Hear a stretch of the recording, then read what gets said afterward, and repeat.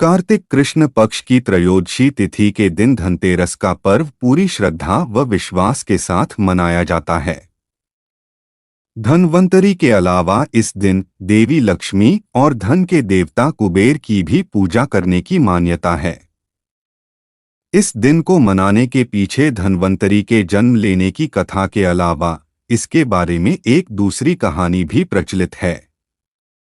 कहा जाता है कि एक समय भगवान विष्णु मृत्युलोक में विचरण करने के लिए आ रहे थे, तब लक्ष्मी जी ने भी उनसे साथ चलने का आग्रह किया। तब विष्णु जी ने कहा कि यदि मैं जो बात कहूँ तुम अगर वैसा ही मानो तो फिर चलो। तब लक्ष्मी जी उनकी बात मान गईं और भगवान विष्णु के साथ भूमंडल पर आ गईं। कुछ देर बाद एक जगह पर पहुंचकर भगवान विष्णु ने लक्ष्मी जी से कहा कि जब तक मैं न आऊं तुम यहाँ ठहरो। मैं दक्षिण दिशा की ओर जा रहा हूं, तुम उधर मत आना।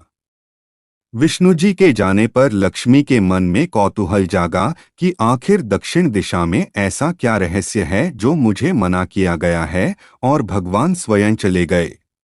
लक्ष्मी जी से रहा न गया और जैसे ही भगवान आगे बढ़े लक्ष्मी भी पीछे पीछे चल पड़ी। कुछ ही आगे जाने पर उन्हें सरसों का एक खेत दिखाई दिया जिसमें खूब फूल लगे थे।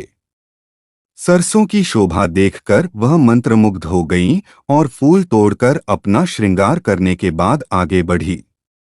आगे जाने पर एक गन्ने के खेत से लक्ष्मी जी गन्ने तोड़कर रस चूसने लगीं। उसी क्षण विष्णु जी आए और यह देख लक्ष्मी जी पर नाराज होकर उन्हें शाप दे दिया कि मैंने तुम्हें इधर आने को मना किया था, पर तुम न मानी और किसान की चोरी का अपराध कर बैठी। अब तुम इस अपराध के जुर्म में इस किसान की 12 वर्ष तक सेवा करो। ऐसा कहकर भगवान उन्हें छोड़कर क्षीरसागर चले गए। तब लक्ष्मी जी उस गरीब किसान के घर रहने लगीं।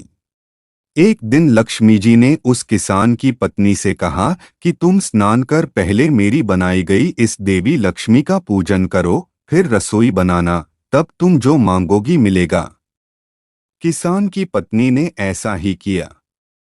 पूजा के प्रभाव और लक्ष्मी की कृपा से किसान का घर दूसरे ही दिन से अन्न, धन, रत्न, स्वर्ण आदि से भर गया। लक्ष्मी ने किसान को धन धान्य से पूर्ण कर दिया। किसान के 12 वर्ष बड़े आनंद से कट गए। फिर 12 वर्ष के बाद लक्ष्मी जी जाने के लिए तैयार हुईं। तब लक्ष्मी जी ने कहा कि हे किसान, तुम मुझे रोकना चाहते हो तो जो मैं कहूं वैसा करो। कल तेरस है, तुम कल घर को लीप पोत कर स्वच्छ करना।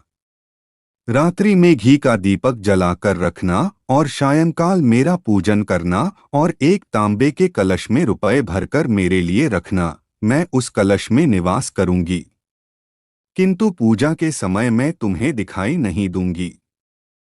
इस एक दिन की पूजा से वर्ष भर मैं तुम्हारे घर से नहीं जाऊंगी। यह कहकर वह दीपकों के प्रकाश के साथ 10 दिशाओं में फैल गईं। विष्णु जी लक्ष्मी जी को लेने आए तो किसान ने उन्हें भेजने से इनकार कर दिया।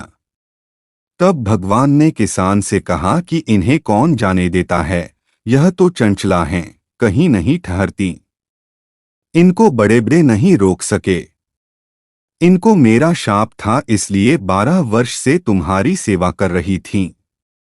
तुम्हारी 12 वर्ष सेवा का समय पूरा हो चुका है।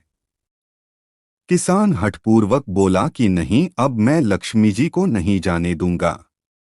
अगले दिन किसान ने लक्ष्मी जी के कथानुसार पूजन किया। उसका घर धन धान्य से पूर्ण हो गया। इसी वजह से हर वर्ष तेरस के दिन लक्ष्मी जी की पूजा होने लगी।